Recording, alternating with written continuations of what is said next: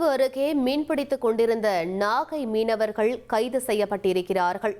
ஒரு படகு மற்றும் அதிலிருந்த 14 மீனவர்கள் இலங்கை கடற்படையால் கைது செய்யப்பட்டிருப்பதாக தகவல் வெளியாகியுள்ளது. நடுக்கடலில் வைத்து மீனவர்களிடம் இலங்கை கடற்படை விசாரணையும் மேற்கொண்டிருப்பதாக தகவல் கிடைக்கப்பெற்றிருக்கிறது.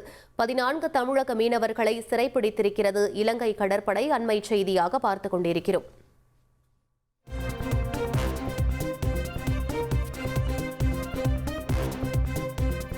உங்கள் தந்திவன் தொலைக்காட்சியில் கால பைரவன் தினமும் காலை 6 மணிக்கு காண தவறாதீர்கள்.